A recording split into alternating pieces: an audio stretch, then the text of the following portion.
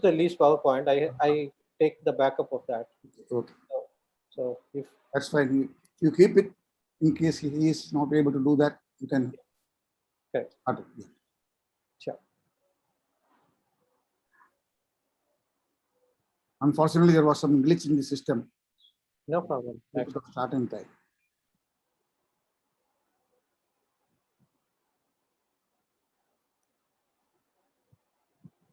So he is reconnecting the entire system now.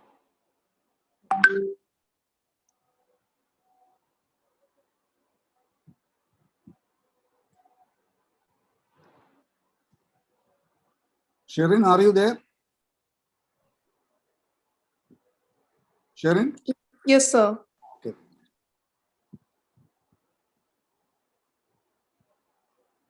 Nandan, are you there? Hi, sir, I'm here. Okay, thank you.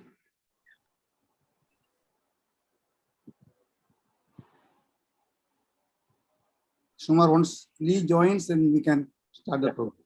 Yes, sure.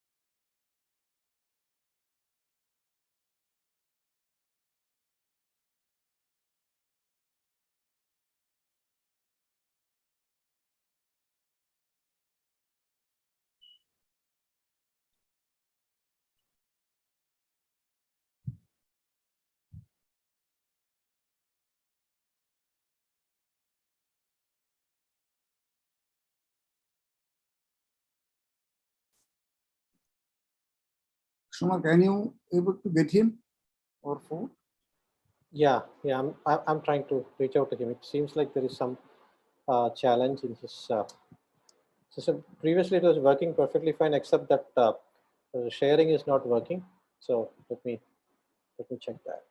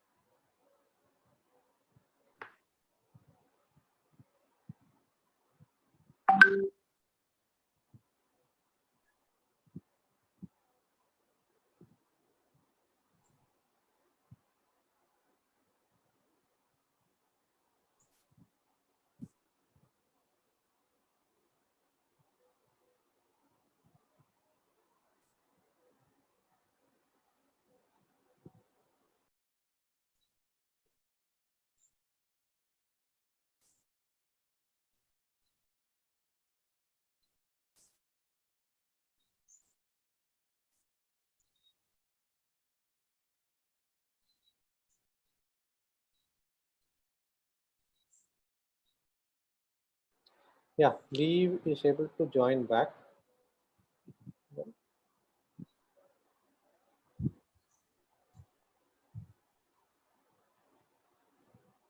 Nikita, are you sharing something? Nikita, Hello, are you there now? Yes, yes, Lee, we are able to see. Okay, here's the problem. I think I sent you a copy of the slides. I Yeah. think you need to post them on your end. There's some technical difficulty that's preventing my system from loading them on the screen. I hate to try again because I'm afraid it'll shut down again. Sure, sure, no problem. I can do that. I have that copy. Krishna can share it. Yeah. Yeah, Okay, You- good. you just try. Let's do that just to be safe. Krishna, you just try, then close it, then we will start the meeting, please. yeah, sure. Yeah. So this is actually the slide. Yeah. Lee. Is it Right. moving? Yep, Yeah. yep, that's it. Is it moving? Yeah, that's Yeah. fine. Yep, that's right. Yeah. And then I'll just let you know when to advance the slide. That's no problem. Can you close it, please? Sure, sure, we'll do that.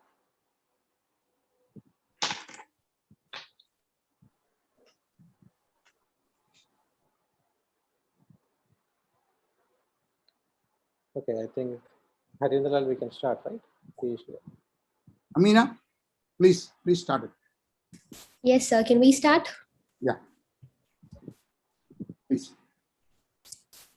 An investment in knowledge pays the best interest, says Benjamin Franklin. A warm good evening to one and all.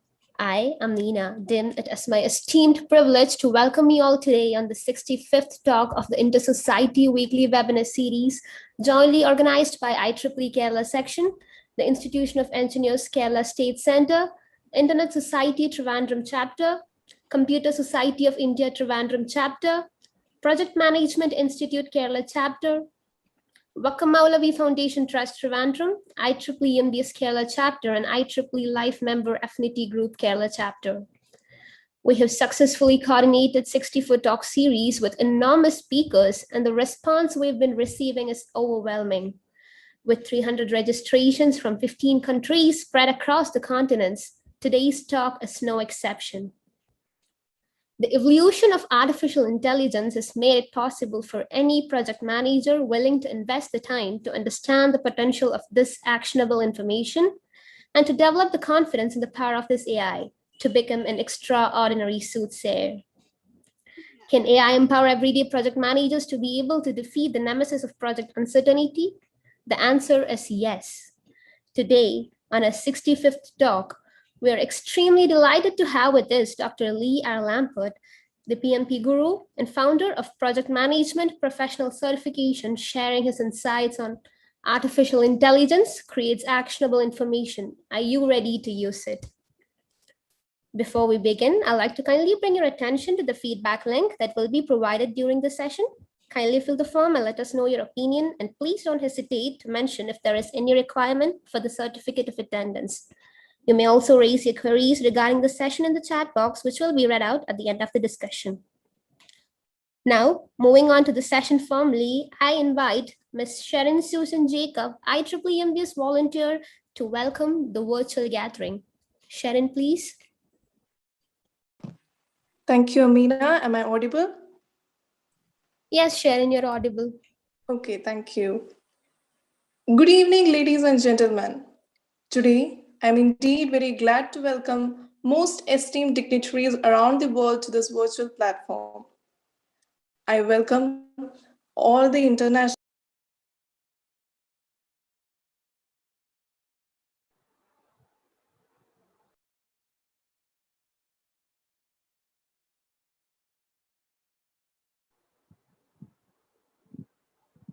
Take over and conclude.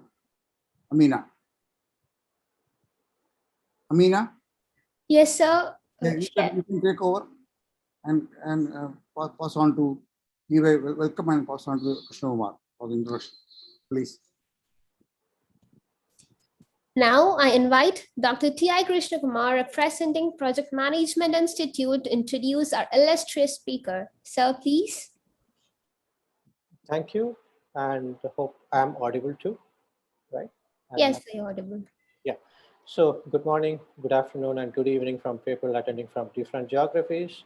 As the MC said, we have around 300 registrations from 15 countries. So we will be having different geographies which will be there. It will be really my honor and a privilege to introduce Dr. Leah Lambert, who is a PMP and a PMI fellow. Leah Lambert is considered as throughout the world as one of the project management thought leaders. He has been spreading the PM word for over the 50 years and was one of the founders of PMP. Lee has been recognized by the Project Management Institute as one of the only 70 PMI fellows across the world. The PMI Fellow Award recognizes and honors members who have made sustained and significant contributions to the project management profession over a decade. He brings a real world message for the people who are hoping to excel in the role of managing projects. His unique and humorous style creates enjoyable and productive learning environment. Lambert has implemented 4 enterprise-wide project management information systems, and his work in developing high-performance team has been judged as a miracle. He has prepared and delivered the user training to thousands of employees at AT&T, IBM, General Electric, Microsoft, and countless others. His value-add consulting and training has been instrumental in creating successful PMOs to drive rapid implementation. He has provided public training programs for more than 50,000 professionals in 23 countries. Lee loves sharing his experience and knowledge, and he is currently the Vice President Knowledge Transfer for Reuter Consulting, Cleveland, Ohio. Thank you, Lee, for supporting us by sharing the knowledge in this great inter-society webinar. Dear Lee, welcome, and the stage is all yours. Thank you. Thank you so much. I love that introduction. It's sadly, though, it's taken up too much of our time. We should have gone with a brief one. Say, here's Lee. So now that we're back online, I apologize for that technical problem. It's funny that the very topic we're talking about, artificial intelligence, has resulted in our getting started a little bit late. So we're going to overcome that. I am so honored to be involved in this Inter-Society Weekly program. I was just telling them that one of these a week is an incredible accomplishment and pays dividends to all of the members who attempt to tune in. So this is kind of an exciting topic for me. I'm not a statistician. I've taken this idea of artificial intelligence and try to apply it to the world of project management in a bit more pragmatic way than I think some of my peers think of it. So this is what I want to talk about today. I've been given the name, among other names that people call me, I've been given the name of a pragmatic evangelist. So an evangelist I am. For project management, I spread the word throughout the world. I look for every opportunity I can to share my experience and my knowledge with those people who are coming up the ranks, so to speak. And so this is another opportunity. When I saw this possibility and this topic, I was actually quite excited because I don't think anybody is spending time talking about the real world of applications of artificial intelligence. I'm not talking about creating a program that will allow you to beat the world chess champion like IBM did. I'm not talking about the idea of creating such an integrated data set that you no longer need people, that we can predict what people are going to do and how they're going to do it. I want to look at it from the standpoint of a real project manager. Now, I started my project management career in about 1966. Now, that's, I without a doubt know that that's before some of you were born. So I've been doing it a long time. And one of the things that I learned real early is I don't really like work. I'm not a big fan of work. And what I learned early is that if I can get my hands on the right information, it significantly reduces the amount of work that I have to do. So there's a real good reason why artificial intelligence has caught on and has become sort of the buzzword of late. They change. You know, there's always a new buzzword, a new concept. There's earned value, there's lean, there's agile. There's always something new coming up that's going to make the job of a project manager easier, more successful, and so on. But at the end of the day, what I found is it really doesn't matter if you don't know how to use what you have in the way of artificial intelligence. So I equated, described by the title of this little talk, that artificial intelligence must create actionable information. So if you think about it in that context, what you need to realize as we move through this program today is that if I don't use the artificial intelligence to enhance my ability to successfully achieve objectives and motivate and inspire team members, then I'm not sure how valuable that is. And so that's where I want to start my discussion today. Next slide, please. If you look at this next slide, this is what I fear. Again, having been in it for a long time, I've gotten to see all these trends and all these new ideas and everything that has been coming up over the last 50 years. And what I see has happened, and it's continuing to happen, and if we're not careful, it will bury us, is that we now have, because of automation, because of computerization, because of the intelligence levels of, quote, machines, we are now in a position where, unlike when I started in the 60s and 70s, if I wanted to find information that supported a decision that would impact the project, I had to roll up my sleeves and go find it. I had to go prepare it. I had to dig into multitudes of information to find what I needed. Now I can just push a button and say print, and the next thing you know, I've got more darn information than I know what to do with. So it's artificial in that it's created through machinery as opposed to through my intellectual property. But the fact of the matter is, if it doesn't add value to my ability to make decisions, it becomes questionable as to how much time do I want to spend creating this mountain of data. So your job as a project manager, as a project support specialist, you don't have to be the manager to capitalize on this capability. So your job is to convert artificial intelligence into actionable information that will then support the decision making. One of the most critical roles that a project manager plays is acting upon decision support information. And so we've got to understand now what this goes back to, and I can't go too much forward without talking about this, is that this goes back to the plan that we have initiated on the project.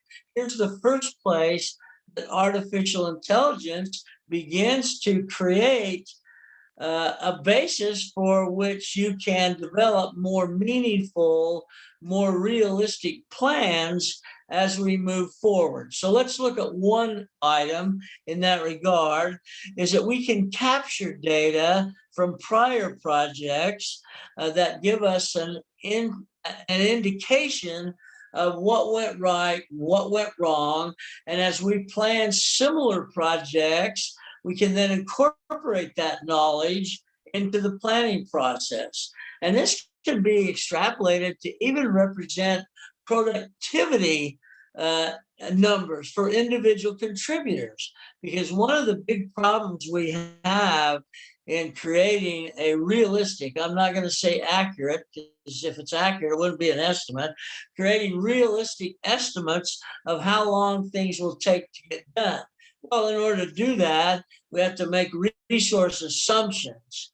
And all of those resources are varying categories with varying productivity rates. And so when we put them into the project plan, we have to extrapolate the data that is driven out by the historical information of that particular resource. So when we do that and we see that utilizing resource A with the productivity rate that's been identified over the past 5 projects that he or she has worked on, we now can look at the number that comes out and say with some confidence, that number's not a good estimate. We haven't taken into account the productivity rate, the demonstrated productivity rate of individuals on past projects, and we need to do that to affect the real estimate. Now, remember, the reason we want a realistic estimate is that's going to become the basis for all things in the future relative to statusing, analysis, projections, risk management. You can name off almost anything that is involved in the process of executing a project, and you will discover that historical information has a key role to play in the reliability of our plan.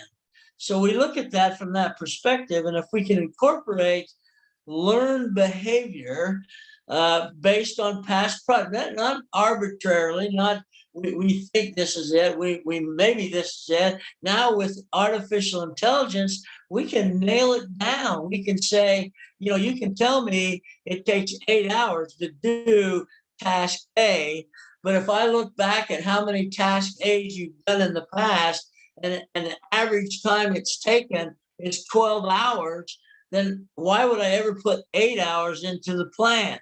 So you see what happens is without capitalizing on the artificial intelligence that's been recorded over time, I create, before I've even started the project, a schedule or an estimate that I'm already behind on. And so we've got to take advantage of that from the planning process. I think we rely heavily on individual input based on their confidence and their ability to do the task that we've asked them to do. And I honor that. I don't want to say you don't know what you're talking about. I do want to say, but would you consider over the past 5 projects you've worked on that the rate of 8 hours for that task is really closer to 14 or 15 or whatever it is. And that's what we want to put in the plan. We want the plan to be realistic. Now, here's the problem we have. This is a problem that all the proponents of artificial intelligence tend to turn their head and look the other way. If you don't like the answer you get by applying artificial intelligence data to your planning process, then you look the other way and you ignore it and you create a plan that you're already behind schedule or behind the estimate. So we've got to get our decision makers, our high-level decision makers, to agree that they will consider seriously the output of artificial intelligence. It's machine driven, but it's machine driven based on factual information from prior projects. So let's say that we do get that buy-in from management. Okay. So instead of 8 hours, it's 14 hours. Let's put that in the plan. Well, so what happens is we create a more realistic plan. You'll never hear me. I'm in my 55th year of working in project management, and you will have never heard me, nor will you ever hear me say that today's estimate is accurate. It just doesn't work that way. There's never been a project, and believe me, I've worked on hundreds of them. There's never been a project that comes in exactly like it went out in terms of plan. That's because the real world doesn't work that way. In the world that we deal in, new information is constantly coming into the process, new people, new objectives, new requirements in terms of quality. And so what we want to have is a plan that becomes a realistic base to then consider and, to the extent necessary, implement changes. So I'll get back to that change idea in a couple of minutes. But let me tell you this. When it comes to the idea of using artificial intelligence to identify actionable information, the area that I believe has the highest potential return is that area that we refer to kind of flippantly sometimes as risk management. This is an area that artificial intelligence can deliver incredibly important, actionable information. It's kind of ironic that I'm with you today because I had dinner on Saturday night with my good friend, Dr. Prasad Kadukla from up in Chicago. He came down, and we've been trying to do that dinner for a couple of years. And so we got together, and some of my friends said, well, how'd dinner go? And I said, well, must have gone well. We were there for 4 hours. And so guess what we were talking about? We were talking about artificial intelligence, and more specifically, actionable information when it comes to risk management. Now Prasad is, he's an artist when it comes to this. He's written numerous books. He's a PMI fellow. This guy knows what he's doing, and he's from India. So how can you go wrong? And so we were talking about that, and one of the things that he's done, which I think is important, is that he's in the process of finishing some writings and some case studies and some modules of interaction based on risk that are going to be incredibly useful to the project manager, who has the ability to withdraw artificial intelligence out of the project plan, out of the preparation we put into execution, and plug that data, that quote raw data, into a simulation and find out what the impact on the project is. Oh my goodness, can you imagine? I mean, I would have given my right arm for something like that in the old General Electric days. We had to do guesswork. We would run 4 or 5 or 6 simulations. And by the way, these weren't automated. These were done manually with a thing that some of you may not be aware of. We used to have a tool that was called paper and pencil, and calculators, and we would run these simulations. We didn't call them anything as fancy as simulations, but we would run these trials and decide, well, if we do this, this is what happens. If we do that, that's what happens. Now, take that thought process and put it in place on a current project that you're working on, and that you're not sure about what the impact of a risk event occurring might be on your project. Well, with artificial intelligence, I can begin to input data conditions, run the simulation, and be able to see very quickly what the impact of decision A, decision B, decision C would be on my project. So what happens is we find that we're in a position to, rather than sort of by the seat of our pants. Now, I will admit, I will never not admit this, that experience is a heck of a good teacher.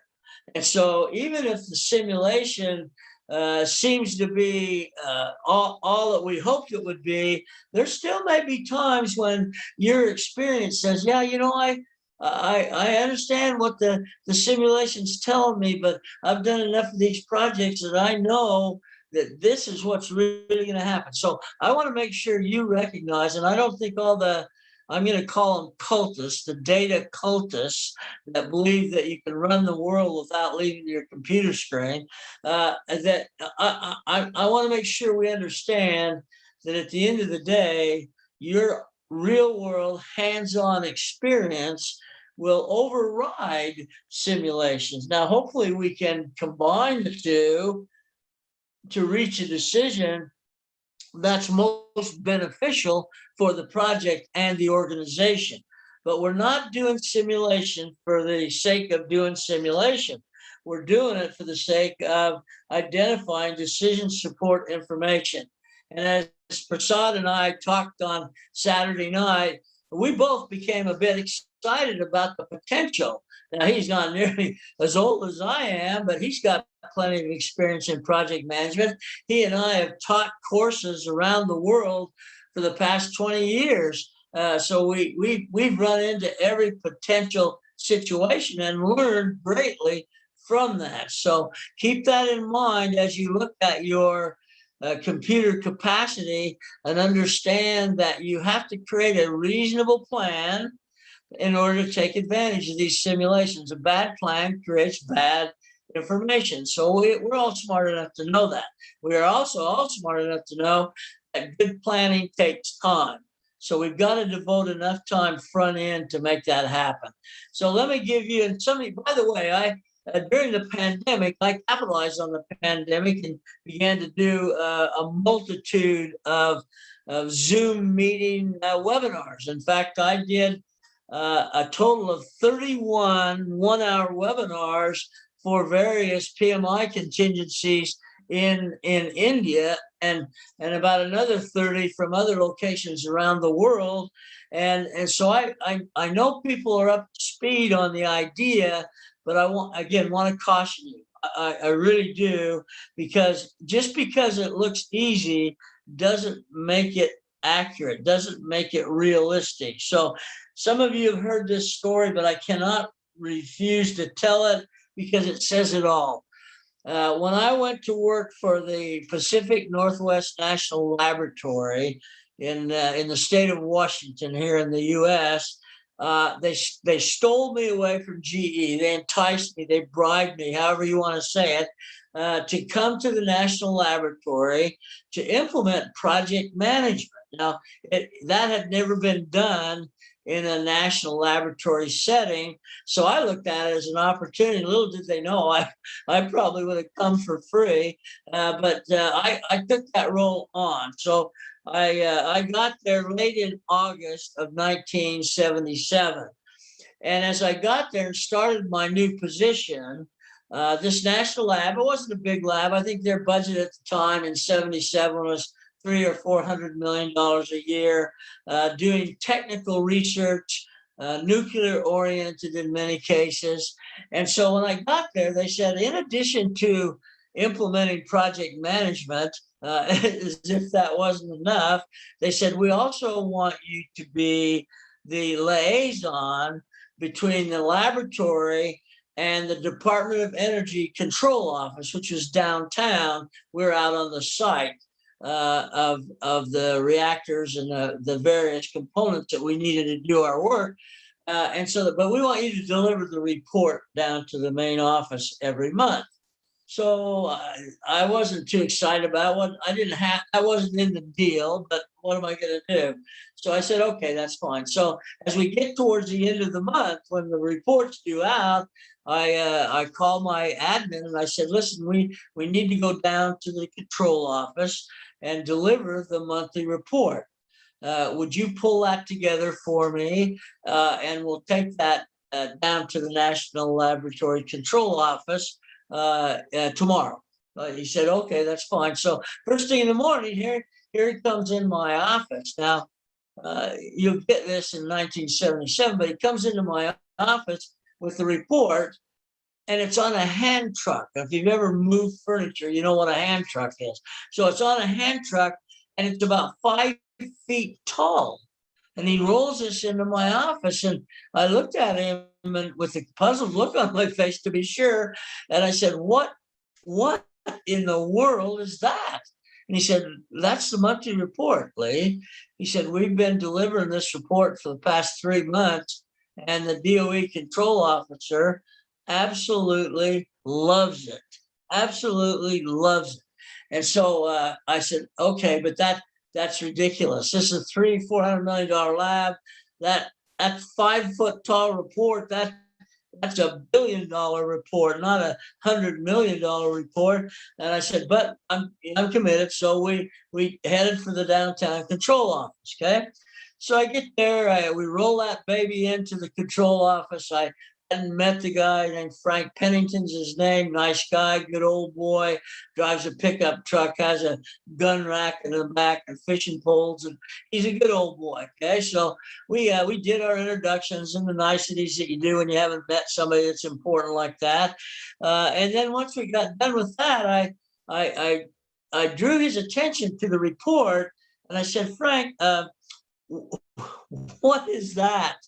And he said, well, Lee, that's the monthly report. You brought it. You should know what it is. I said, no, I know what it is. I guess I want to know why it is. Why is it that big? That's ridiculous. There's no way your people are using all that information. He said, oh, Lee, you're so wrong. You're so wrong. He said, I have 12 project control officers that manage all the various components of the laboratory, technical departments of the laboratory, and my guys swear by this report.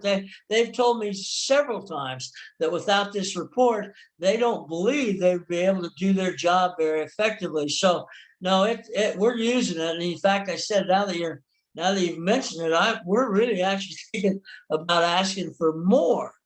I said, more? That's nuts. You're not getting more. In fact, I hope you're going to get less. I said, I'd like to make a bet with you. I'd like to bet you that I can prove to you that you're not using all this information. I mean, we're generating all this information every month, and it's not getting used. I can guarantee it. I'll bet you I can prove it. He said, I'll tell you what, if you can prove we're not using it, I'll let you raise the level of detail 1. Now, we were reporting at the 7th level of a WPS, okay? That's pretty deep. And so he's offering to raise that level of detail if I can prove we're not using it. So we shook hands. We had a deal. So I went back, and so come October, now in October, I get to prepare the report. I just had to deliver it in September, or in August, sorry. So in September, I get to prepare the report. So, but I can't change it because I haven't proven anything yet. So it's still 5 foot tall, but what I did was I took that 5 foot tall report and salted it, put some things in it that if anyone was truly reading the report, there's a high probability that my phone's going to be ringing. Okay, so we put that in there and sent it on down to the control office. Nothing, not a word. So the next month, October, because I've proven they're not reading it, they're not gotten a call, we raised the level 1. So it goes from 7 levels to 6 levels. It goes from 5 feet to 3 feet. And once again, I salt it with some information that will definitely cause a phone call. Send it on down, nothing. Well, now I'm kind of getting tired of the process. So in the next month, I want to end it, okay? So in the next month, we raise it up. Now we're at the 5th level, and now we're at about 18 inches in height for the report. And I want to get it over with. So this time I salted as before, but this time I salted with some things about Frank's family, primarily his mother and sister. And so I salted and sent it on down.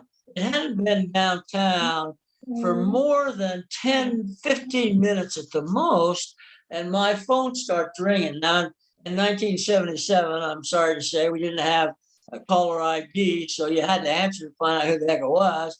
But I knew who it was, and so I answered. I said, "Hey, Frank, what's up?" He said, "I'll tell you what's up, Lee." And he had a bit of anger. You could sense it in his voice.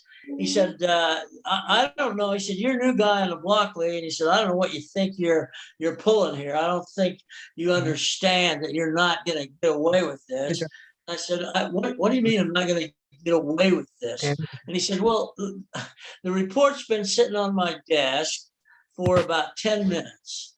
And I've been sitting here looking at it and looking at it and watching it.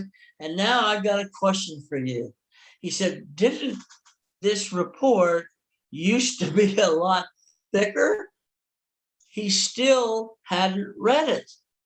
And so when I left in 1981 to come here to Columbus, Ohio, to start a new project management division, we were reporting to the DOE in a 24-page report. So it had gone from 5 feet to 24 pages. And it provided them more than adequate decision support information. It made it possible to deliver a report that was focused on specific issues. Now, what you have to remember, and this is one of the beauties of artificial intelligence, is that you're not excluding information. You're not developing it. That's all captured in the machinery, if you will, so that if you get to the analysis process and you see some information that's missing that would help you make a more informed decision, well, you go back to the artificial intelligence mountain, if you will, and find that, pull it out, and use that to support your decision. All I'm saying is, if you're going to use artificial intelligence, use it wisely. Too much of anything is not a good thing. So, and unfortunately, many project managers that I run into today, and I've had to counsel lots of them, is I have to remind them that if a little's good, then a lot isn't better. So we have to focus the AI to create the AI actionable information to support the decisions. And if you do this effectively, you will look like a soothsayer. You will look like you're able to see into the future and see what is going to happen on the project and make decisions that avoid that or mitigate the impacts of that happening. And so now you see where we circle back to risk management again. This is where the risk management people, now you can get a risk management credential, PMI has them, lots of people have them. There's a guy named Carl Pritchard who's a master of risk management. He can show you how to do that.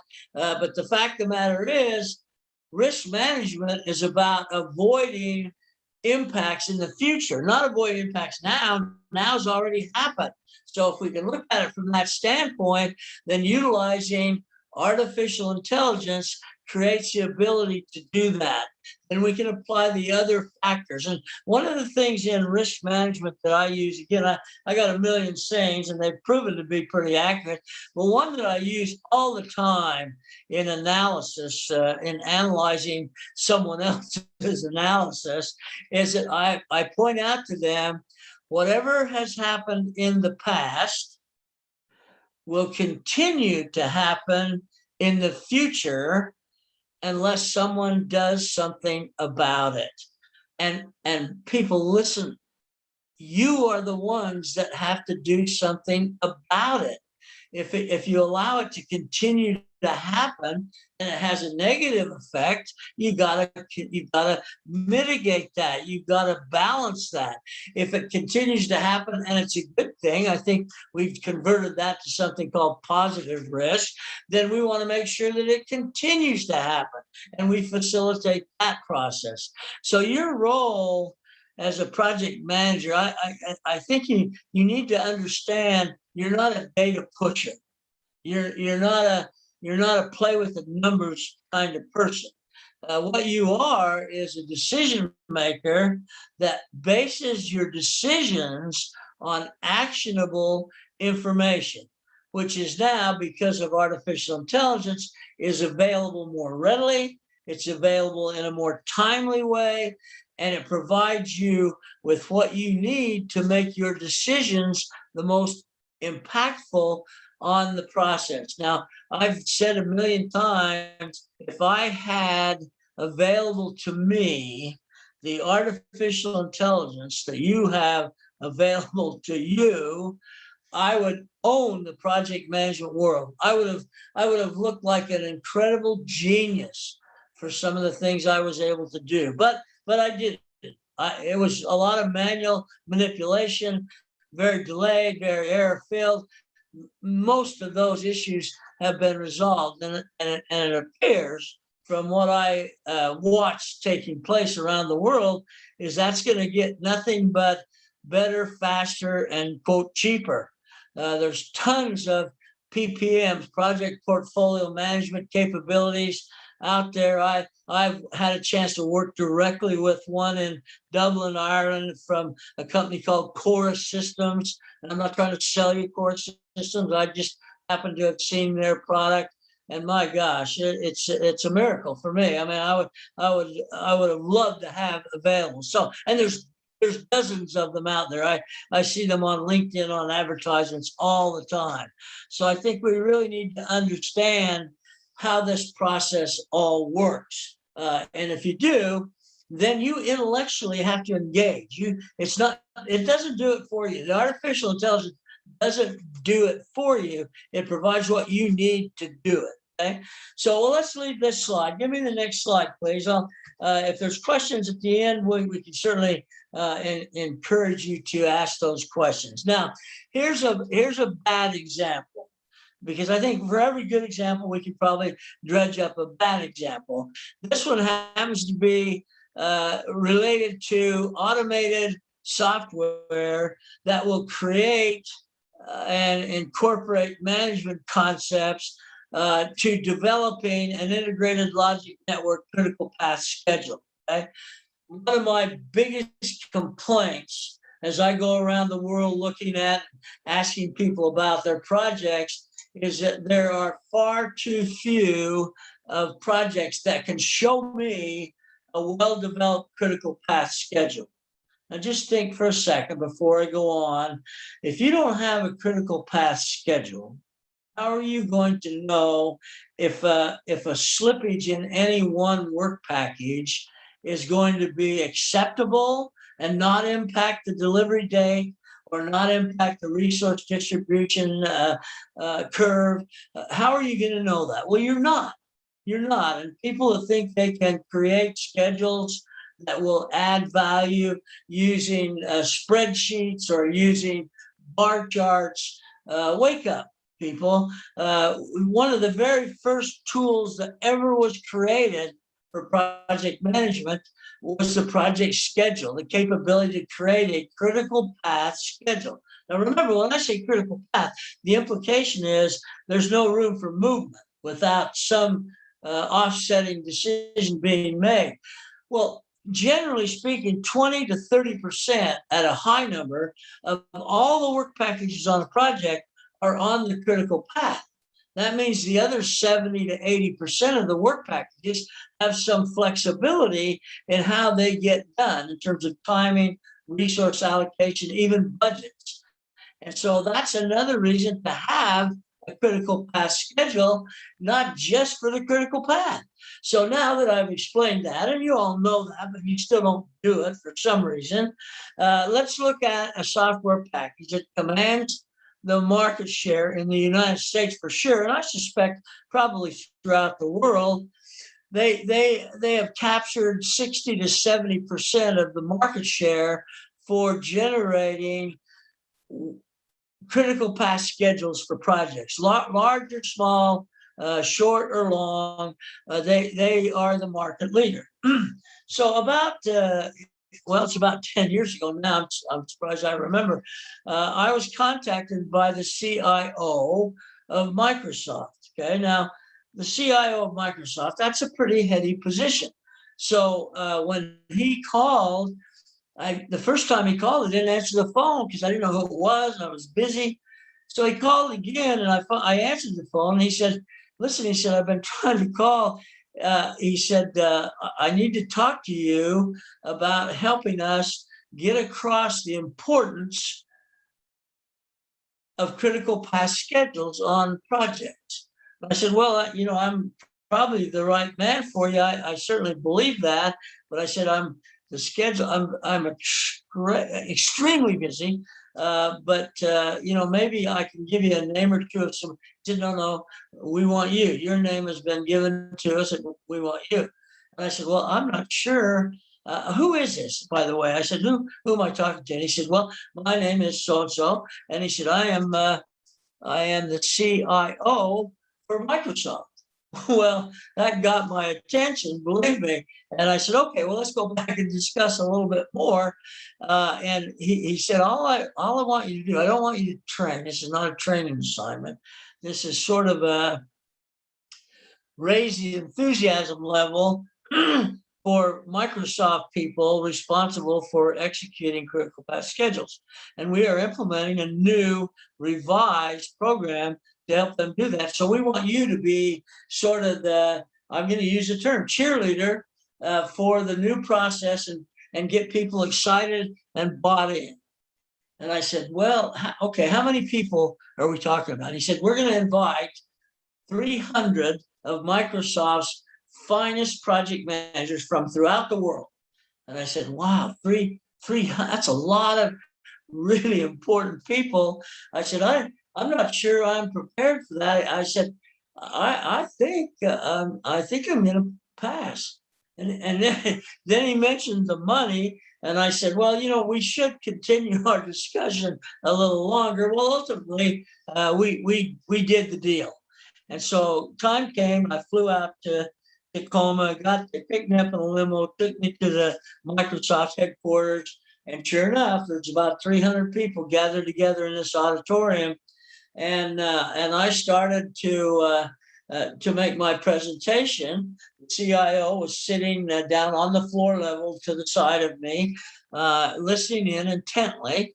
And I was honest with him, because I want people to have expectations, but not over expectations. So I said, I want to make sure I set the expectation levels correctly. I'm here today to get you excited about the new program that's been created to help you continue to lead the market share in the world of critical path scheduling. And I said, so I'm basically here as a cheerleader. Okay. I mean, just like the old days in school, college, or high school, the cheerleader would go out on the floor and they'd rah and get you excited, get you pumped up, and then you run out on the field and play like crazy. That's called a cheerleader with talent. Now, a lot of cheerleaders do that, get the people hot, psyched up, and then they run out on the field and just get the snot knocked out of them. That's called a cheerleader with no talent. So we've got talent. We've got 300 of Microsoft's finest in here. So I want to do a calibration, and then I'll be ready to start. I said, of you 300 people, the cream of the crop, I'm told, how many of you use Microsoft Project to manage your projects? And I waited, and finally a few hands started. By the time we were done, out of the 300, I think I counted 39 hands. Okay, 39 hands. Well, once the count was done, the CIO stood and left the room, walked out, stage right, walked right out of that room. Wasn't going to stay for anything else. So as he got out the door and the door closed, I said, okay, now we can talk. I said, if you have the market share, if you control the market share, must be good. So let me ask you this: if you're not using Microsoft Project to manage your projects and you are the cream of the crop, what in the world are you using? And finally, one of the young ladies in the back raised her hand and said, Mr. Lambert, she said, I don't use it. I use Excel spreadsheets because Microsoft Project is too darn complicated. Okay. All right. So that's the impression that was left, is that a lot of this artificial intelligence support capacity on the surface looks too complex to integrate into my project management process. Please don't take that stand. Find help. Get someone who can help you come up to speed with the power that resides in the utilization of artificial intelligence. When I went to a company called Behringer Mannheim, since has been purchased by Roche Labs, to conduct a 3-year project that they wanted done in 18 months. They had already purchased a software package, and it wasn't Microsoft, but it was a good one for the schedules.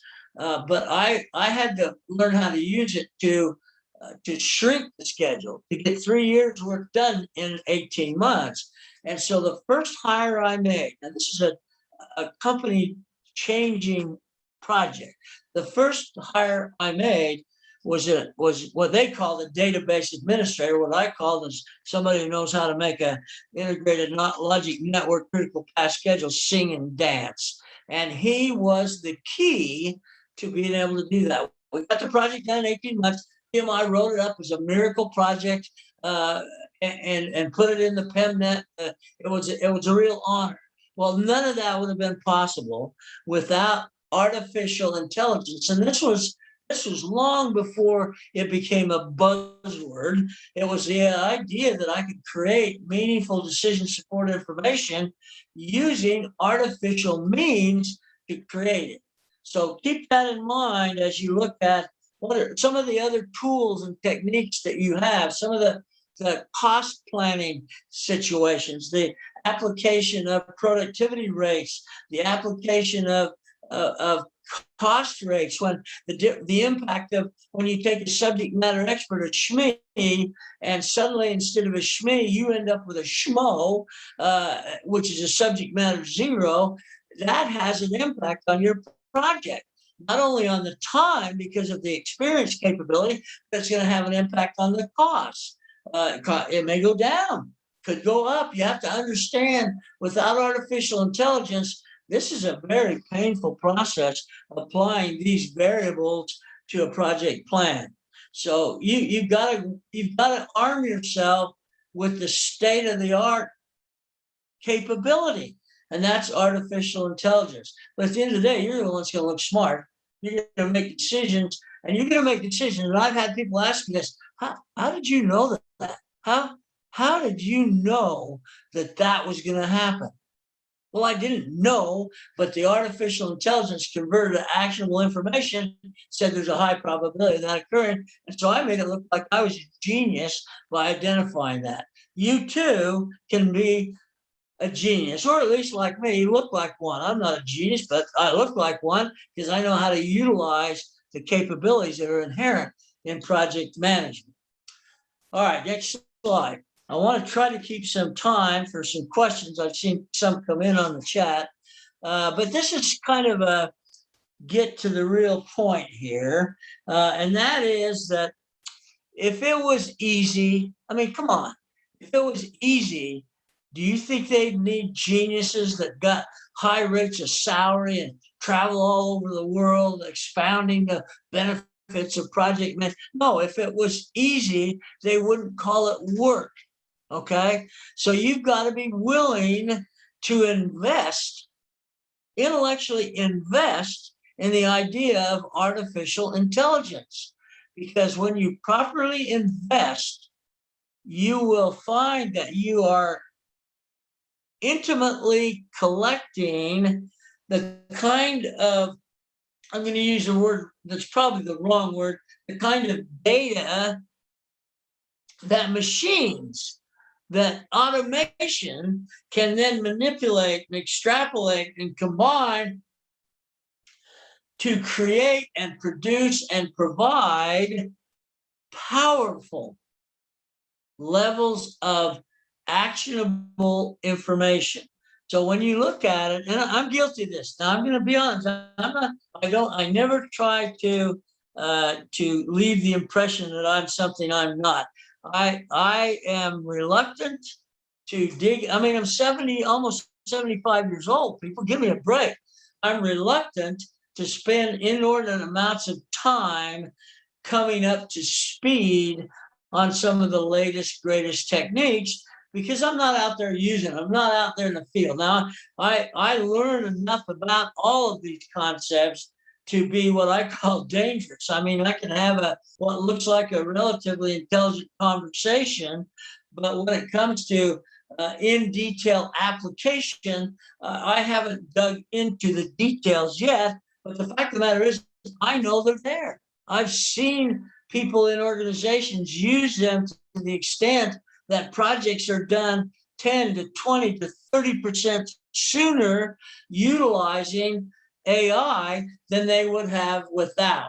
And this project that I got done in 18 months, it should have been 3 years, that took an incredible amount of manipulation. In fact, let me tell you, so you don't think I'm kidding you. We worked on average, 205 people worked on average 14 hours a day, 7 days a week for 18 months. Now, if I had the opportunity to do that project again with the availability of artificial intelligence, we would have gotten it done in 18 months. We'd still get it done in 18 months, but we'd be working regular hours. We'd have weekends off. We'd have the ability to live a life, not just live a project. So if you want to have more time to spend with your family, you want to have more time to come to the US, visit us here, then the use of artificial intelligence, it will enable you to do that. And this has no gender specificity. It has no educational requirement. Anyone who commits themselves to understanding and implementing artificial intelligence, it's there for the taking. It's there for the taking. So be wise. I mean, I've talked to enough of my friends in India now to know that the work ethic is amazing. That when you have an objective that needs to be done, you're going to spend whatever the heck time it takes to get that done. So if I can convince you that if you use artificial intelligence, you will reduce the amount of time it takes to deliver a high quality product, I mean, you'd listen to me, wouldn't you? You'd want to do that. And so that's my suggestion to you. That's why this Inner Society weekly webinar series is so important, because every single speaker you have is going to have their take on helping you be more effective in the world of project management. I'm no different. So this AI is one of the most potentially beneficial concepts that we've begun to use. Now, remember, clear back when IBM beat the chess champion of the world, that was a long time ago. Okay, so it's come a long ways. And I've worked for IBM. I helped them implement project management in 1993. They didn't use artificial intelligence at that time, but I can assure you they're using it now, as is almost every successful major corporation in America. So that I want to kind of leave it there, because I think there are some questions that we may have. I'll gladly try to respond. I don't have all the answers to all the questions, but I'll surely answer the ones I do. So Chris and I want to give back to you and entertain. Looks like we have maybe 5-8 minutes or so before our hour is up. And I did notice on the chat, someone suggested that we maybe should have devoted more time to this topic. I'll leave that with y'all to decide. Certainly, could we have spent more time? Well, yes, absolutely. Of course we could. So I'll leave it to you for questions.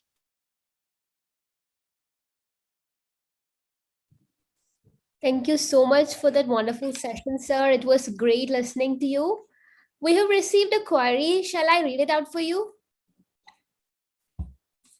I'm sorry, I couldn't hear that. Sorry. Sir, am I audible? Yes, you are. Okay, so we have received a query. I'll read out for you. Okay. Most of the project management decisions are context-based. AI needs huge volume of data to come out with the right decision for different contexts. Can AI understand the context to support the decision-making process? Well, the easy answer to that is yes. The hard answer is it takes work, because each discipline, in addition to each project, but each discipline has variability in terms of what artificial intelligence is going to add value. So I think that's a call that project managers, decision makers have to make. And that means there could be some initial upfront testing or manipulation of information to see what adds value, what adds the most value to your ability to make decisions. I don't think there's a one size fits all. I think that's important to understand, because as you look at the various positions, and gosh knows there's dozens of them here in the States and as well as in India, I'm sure, that has slight variabilities in terms of what's important for that process. So as I said in the last slide, if it was easy, they wouldn't call it work.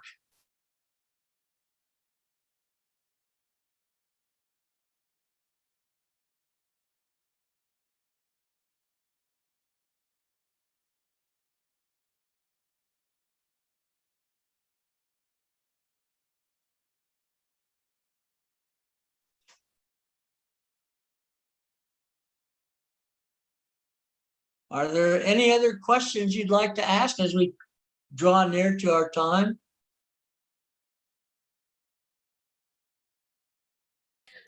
Yes, sir, we received one more query. Clearly, AI can improve PMs significantly, but how is relevant information generated for different types of projects? How are the algorithms for AI created? And who creates the learning processes? And how can the learning be used across the project management spectrum? Yeah, that's about 4 questions in one. It's a good one. I think you need to understand, as a person considering the use of AI, that the value of AI actually rests in the historical information that's used to create the basis from which we extrapolate to the future. In other words, if we haven't captured good, actionable post-project information and incorporated that into the to the projection model, then the use of the AI becomes somewhat suspect. And this goes for a lot of different kinds of applications. Now, does AI benefit from, does Agile benefit from AI? Well, let's put it this way. Everything will benefit from the appropriate use of AI, but because of the context of Agile, which does not look at a project from start clear until the finish, the project is planned in component pieces, and maybe we call it sprints, maybe we call it something else. So now we're looking at, how do I use AI on sprint by sprint by sprint? Well, again, if you're in the Agile business, you should have historical data that tells you what you thought was going to happen and then confirms what actually happened. So even in predictive methods, way back when we initially offered the first PMBOK back in 1996, we recognized this idea of planning too much detail in the future. And so we set aside a concept called we called it the planning packages. So people would identify detail out for some period of time, maybe it's 3 months, maybe it's 4. And then the out time frame are planning packages that are not created in inordinate detail, but yet in bigger packages that we reach out and pull in, very much like we finish a sprint and then we pull in information to set up the next one. So it's that application into the specificity of the approach that's going to make the difference. But it's always going to be based on the quality of your historical information. Thank you, sir. The next question is from Francis Joseph. How can we cross-check the accuracy of decisions based on AI? How can you what? I'm sorry, I missed that word. How can we cross-check the accuracy of decisions based on AI? Okay, that's a good question, because everybody cares about accuracy, right? If we can become accurate in project management, then life just got easier. Because I mean, if we're accurate, that means whatever we said it's going to be, that's what it's going to be. And so I got to spend a lot less time managing it. Well, we know that's not true. We know that accuracy is a relative term. And when you have anybody, I don't care if it's your boss, if it's your wife or husband, I don't care. You have anybody that tells you they want an accurate estimate, they have just admitted they don't get it. Because if estimates were accurate, we wouldn't call them estimates. We call them actuals. So what we can do is utilize what the actual was when we finished the project. And I will almost without question guarantee to you that 99 out of 100 projects will not achieve the same numbers they identified in the performance measurement baseline. Therefore, I want to learn from that. I want to become more realistic, not more accurate, because it's not going to be possible, but I do want to be more realistic in the estimates, because we use those to plan resource loads, to plan facilities, to plan equipment. So the more realistic those are, the more positive impact they have on the project.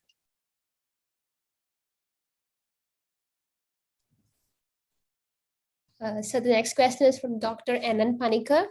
When AI can create action, why limit its creation to actionable information?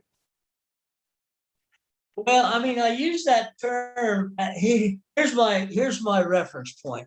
If I'm going to go to trouble of being a project manager, if I'm going to go to the trouble of creating a performance measurement baseline, then anything that I do to measure, to project, to minimize impacts, any of the actions that I take, I want to base them on realistic data, or let's call it information. That way I can have impacts on all parts of the project. Like as I referenced earlier with the critical path schedule, if a project manager over focuses on the critical path schedule, areas like resource distribution, cost expenditures, those kinds of equipment securing elements can actually slip by in the decision-making process while we're over focusing on the critical path. So we've got to understand that the term I like to use in this concept is I want to become holistic in the way I manage a project. I want to look at it up and down, sideways to sideways. So that way I'm covering all the elements that need to be addressed. So there is one more query. I hope you don't mind answering. No, not at all. How can we use AI to anticipate hurdles and disputes in projects? How to anticipate, what was the last part? I'm sorry. Hurdles and disputes in projects. Oh, well, this has gotten to be, we're starting to look at project management as a bigger part of the pie, if you will, because when we talk about business management, now oftentimes we're talking about contractual requirements. We're talking about missing commitments from a contractual standpoint. We're talking about arbitration and negotiation.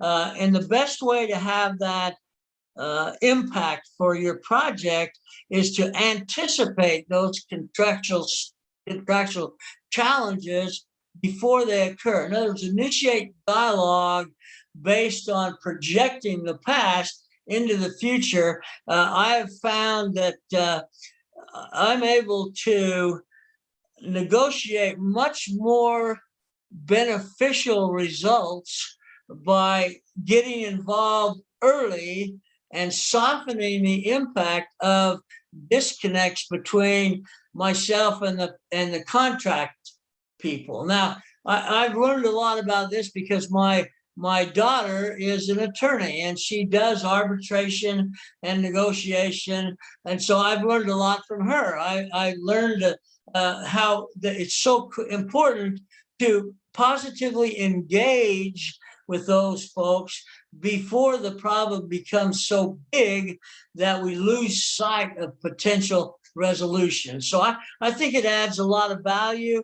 We don't talk as much about business management as we do project management, but we have people doing a lot of work in that area right now. And so I think you'll see a lot of the marriage of business management with project management in the future.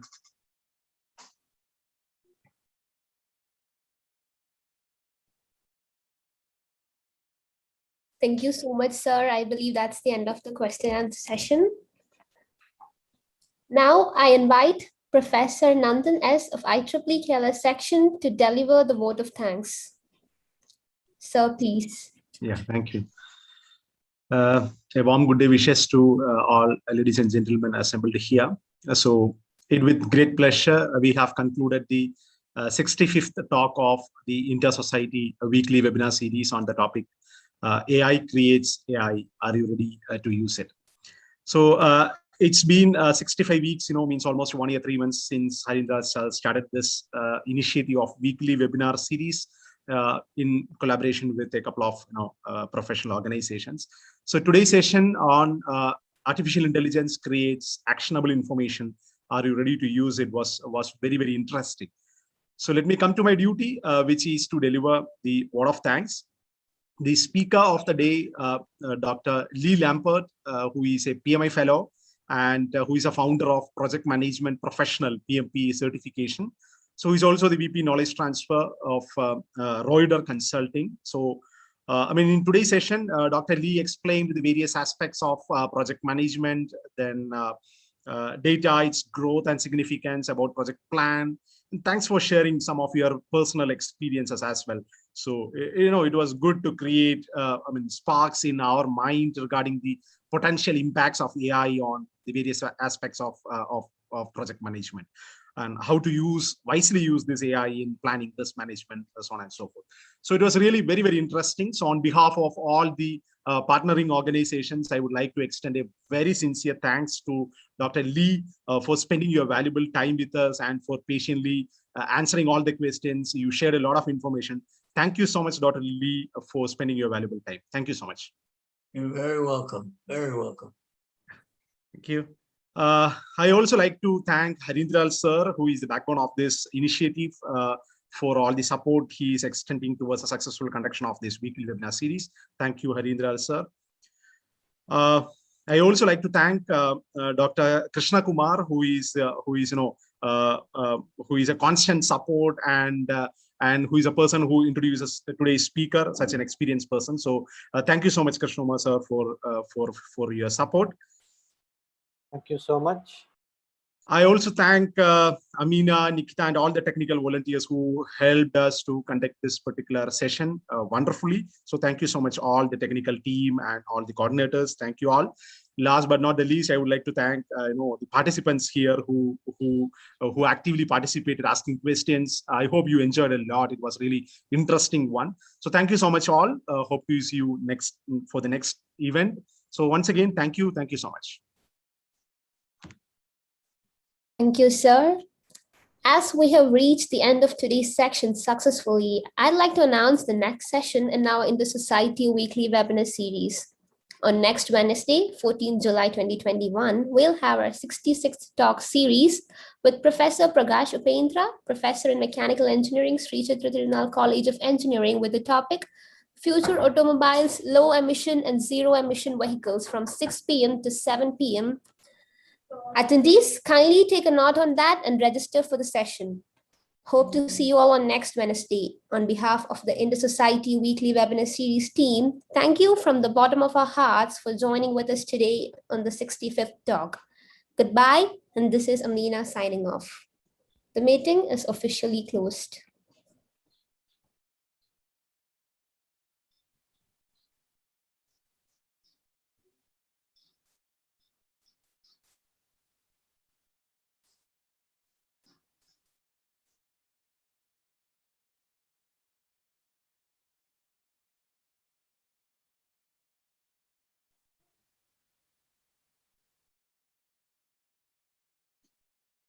Thank you, Dr. Lee, for the great presentation from US. We are greatly honored by your presence and by your talk and by sharing your knowledge.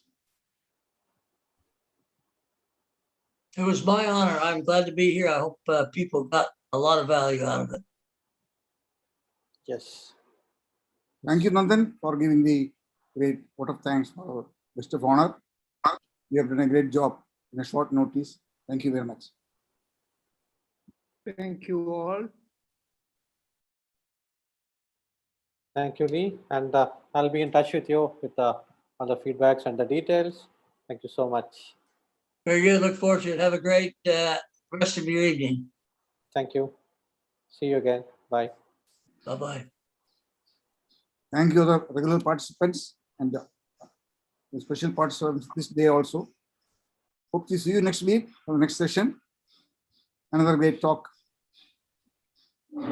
See you next week. Yeah, Professor Prakash Vendra on low emission vehicles. Have a great day. See you later next week. All the best to you.